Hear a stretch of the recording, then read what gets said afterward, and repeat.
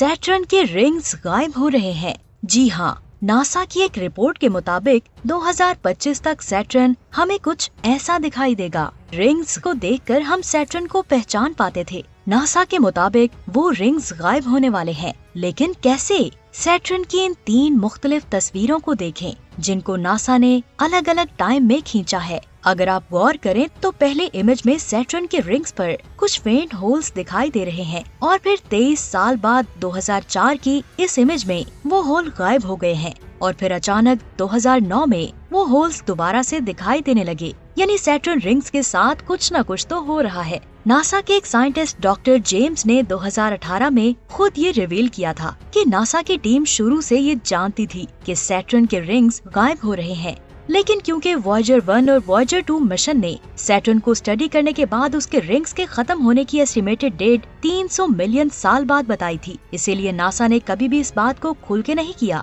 लेकिन फिर नासा ने जुपिटर और सैटर्न को अलग से स्टडी करने के लिए एक नए मिशन को लॉन्च किया, जिसका नाम था कैसिनी। इस मिशन में कैसिनी ने सैटर्न के बारे में एक बहुत बड़ी खबर दी, जिसके मुताबिक सैटर्न के रिंग्स में जो होल बन रहे हैं वो ऐसे अनोखे फिनोमेनास की वजह से बन रहे हैं, जिससे अगले 300 मिलियन सालों में नहीं बल्कि 100 मिलियन सालों में ही सैटर्न के सारे रिंग्स खत्म हो जाएंगे। कैसिनी के मुताबिक अगर सैटर्न के रिंग्स 100 मिलियन सालों बाद खत्म हुए तो फिर नासा क्यों कह रहा है कि 2025 तक सैटर्न के रिंग्स खत्म हो जाएंगे? ये बात आपको कुछ देर में समझ आ जाएगी। लेकिन उससे पहले 2004 में जब कैसिनी सैटर्न तक पहुंचा, तब नासा ने देखा कि सैटर्न के रिंग्स वाटर और आइस के पत्थरों से बने हैं। उसके बाद उन्होंने कैसिनी के जरिए देखा कि जो रिंग्स बर्फीले पानी से बने हैं वो तेजी से बारिश की शक्ल में सैटर्न पर बरस रहे हैं। नासा के मुताबिक ये बारिश इतनी तेज है कि उसके हर एक छोटे एरिया में आधे घंटे में एक ओलंपिक साइज का स्विमिंग पूल भर रहा है।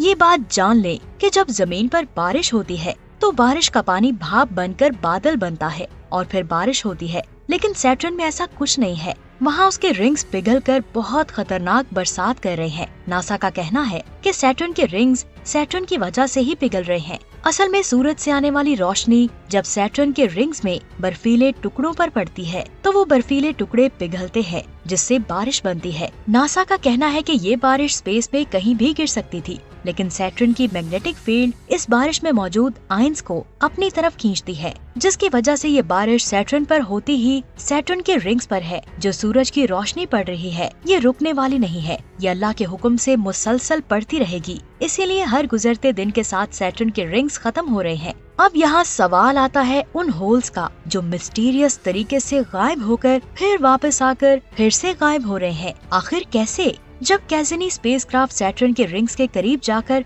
उनको स्टडी कर रहा था तो नासा ने सैटर्न के रिंग्स में मौजूद होल्स में एक पैटर्न को नोटिस किया। उन्होंने देखा कि ये पैटर्न तब ज्यादा नजर आते हैं जब सैटर्न पर दिन और रात दोनों का ड्यूरेशन बिल्कुल सेम हो जाता है, यानी जब उसका इक्वेटर और उसके रिंग्स सूरज के साथ बिल्कुल अलाइन हो जाते हैं। जमीन पर ऐसा एक साल में 2 दफा होता है, एक 21 मार्च को और दूसरा 23 सितंबर को। लेकिन सैटर्न के बहुत बड़े ऑर्बिट की वजह से ये अमल हर 15 अर्थ ईयर्स में एक बार होता है। ये दिनों की बजाय महीनों तक चलता है। अब यहाँ पर क्या आपके दिमाग में ये सवाल आया कि अगर हर 15 सालों में एक बार सैटर्न का रिंग और उसका इक्वेटर सूरज के साथ अलाइन हो जाते हैं और तब सिर्फ उनके बाहर वाले रिंग्स पर ही सूरज की रोशनी पड़ती है, तो फिर इसके अंदर वाले रिंग्स में बर्फ के पिघलने की वजह से होल्स क्यों बन रहे हैं? नासा के मुताबिक सैटर्न के रिंग्स में कुछ और भी हो रहा है, जिसके बारे में नासा को अब तक नहीं पता चल सका। कुछ साइंसदानों का कहना है कि ये इसलिए हो रहा है क्योंकि जब रिंग्स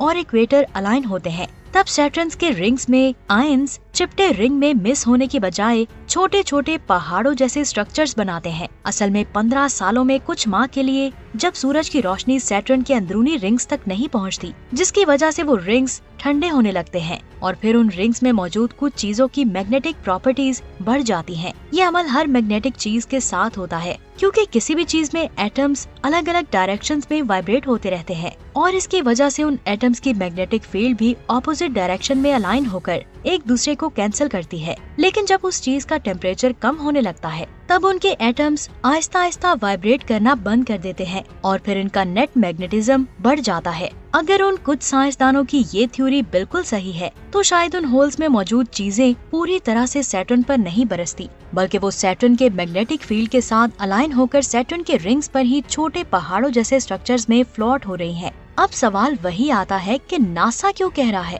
कि ये रिंग्स 2025 तक पूरी तरह से खत्म हो जाएंगे। अभी तक मैंने जितनी भी चीजों को एक्सप्लेन किया उनमें एक भी बात से ये साबित नहीं हो रहा कि ये रिंग्स इतनी जल्दी खत्म हो जाएंगे। कोई कह रहा है कि ये रिंग्स 300 मिलियन सालों बाद खत्म होंगे, कोई कह रहा है कि ये रिंग्स 100 मिलियन सालों बाद खत्म होंगे और कोई बोल रहा है कि रिंग्स में मौजूद चीजें वही हैं, बस रिंग्स के ऊपर नीचे छुपी हुई हैं। आखिर यहाँ पर सच क्या है और झूठ क्या है? एक स्टडी के मुताबिक सैटर्न के रिंग्स 2025 तक गायब तो होंगे, लेकिन सिर्फ जमीन पर हम इंसानों के लिए। असल में मार्च 2025 में सैटर्न का इक्वेटर जमीन और सूरज के साथ एक लाइन में आने वाला है, जिसकी वजह से हमें जमीन से सैटर्न के रिंग्स ऐसे दिखाई देंगे जैसे हम एक पेपर को उसकी साइड से देख रहे हैं। अगर आप एक पेपर को एक साइड से देखेंगे, वो भी बहुत ज्यादा दूरी से, तो आपको वहाँ कुछ भी दिखाई नहीं देगा। वो पेपर अचानक आपके लिए गायब हो जाएगा। और यही चीज सैटर्न के रिंग्स के साथ भी होगी, क्योंकि सैटर्न हमसे इतनी ज्यादा दूर मौजूद है कि एक इंसान के वहाँ पहुँचने से पहले दूसरा इंसान चांद को 18 बार छूकर आ जाएगा।